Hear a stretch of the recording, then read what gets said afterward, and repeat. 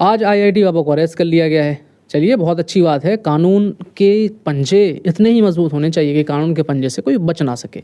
लेकिन फिर एक तरफ आईआईटी बाबा को आपने एक ही काम हुआ, न्यूज़ नेशन विवाद, न्यूज़ नेशन के साथ एक विवाद हुआ और उसके बाद खबर आती है कि आईआईटी बाबा फ्रॉड है। उसके बाद खबरें चलने लगती हैं कि आईआईटी बाबा हिंदू धर्म को बदनाम कर रहा है।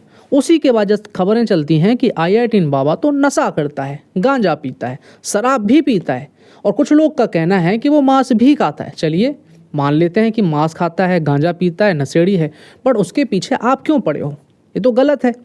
आप उसके पीछे ही पड़े हो, फिर उससे आप पॉडकास्ट करवा रहे हो, फिर उसके साथ आप वीडियो बना रहे हो, फिर उसके साथ रील्स बना रहे हो, फिर उसका इंटरव्यू कर रहे हो और फिर बाद में कह रहा हो ये गंजेड़ी है। हाय दैया, ये कैसा है हमारा भारत का सिस्टम? एक बार सोचने की ज़रूरत है। आईआईटी बाबा के पास नशीले पदार्थ होने की वजह से उनको अरेस्ट किया गया, जिसके फेवर में मैं हूँ। कोई भी व्यक्ति जो गलत कर रहा है उसके खिलाफ सख्त कार्रवाई होनी चाहिए। लेकिन क्या आईआईटी बाबा का मुद्दा इतना बड़ा है कि जो इस देश में रेपिस्ट हैं, जो इस देश में बहुत बड़े स्कैमर हैं, जो इस देश में बहुत बड़े क्रिमिनल्स हैं, उनको छोड़ के आईआईटी बाबा के पीछे पुलिस भागने लगे? क्या आईआईटी बाबा दुनिया का सबसे बड़ा क्रिमिनल है जो पुलिस उसके पीछे भाग रही है? अगर बात करी जाए, आप कानून के पंजों की बात कर रहे हो, कानून की मजबूती की बात कर रहे हो, पावर की बात कर रहे हो, तो मैं फेवर में हूँ। अगर इस तरह का कानून देश के अंदर बनता है या इस तरह की पुलिस कार्यवाही करती है तो I support them always. But बड़े बड़े केसों में जिनके पास बड़े बड़े मुद्दे हैं, क्रिमिनल्स के खिलाफ, कई गरीब लोगों को परेशान किया जा रहा है, वो प्रार्थना पत्र लेके ना महीनों तक घूमते हैं, थाने पुलिस चौकियों के चक्कर काटते हैं, लेकिन उनकी मदद नहीं होती। उन तक पुलिस कई महीनों तक, कई सालों तक नहीं पहुंच पाती।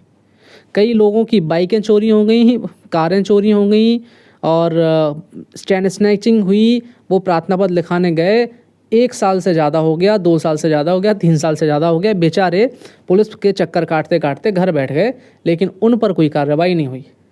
बस कार्रवाई करनी थी तो ये आईआईटी बाबा पे। अच्छा, आईआईटी बाबा का एक बयान आता है, वो कहते हैं कि अगर आप मुझे गांजा पीने की वजह से, मेरे पास थोड़ा सा प्रसाद मिल जाता है गांजे का, और आप मुझे अरेस्ट कर लेते हो, तो उन लोगों को भी अरेस्ट करो जो महाकुंभ में इतने सारे साधु संत आए। बहुत सारे साधु संत थे जो गांजा पीते थे, जो नशा करते थे, तो उनको भी अरेस्ट कर लो ना।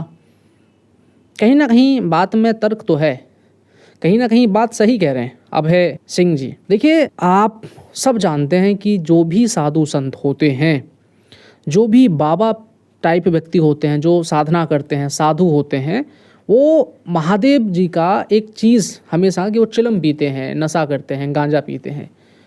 अब चूंकि देश में इलीगल है तो हम उसके बारे में कुछ कह नहीं सकते, गलत तो गलत सही, लेकिन एक पे कार्रवाई नहीं होना चाहिए, ऐसा तो मेरा कहना है। बाकी लोगों का क्या कहना है, आप लोग बताएं। आईआईटी बाबा के पीछे ना ये पब्लिक बहुत हाथ धो के पड़ गई है। मतलब मुझे ऐसे लग रहा है कि आईआईटी बाबा नहीं हो गया, ये कोई बड़ा नीरव मोदी हो गया। आईआईटी बाबा नहीं हो गया, बहुत बड़ा कोई आसाराम बापू हो गया।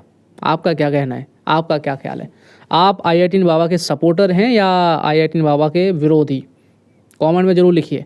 आईआईटी बाबा के सपोर्ट में हैं तो भी लिखिए, और विरोधी हैं तो भी लिखिए। 2 लाइन तो आईआईटी बाबा के लिए बनती हैं यार।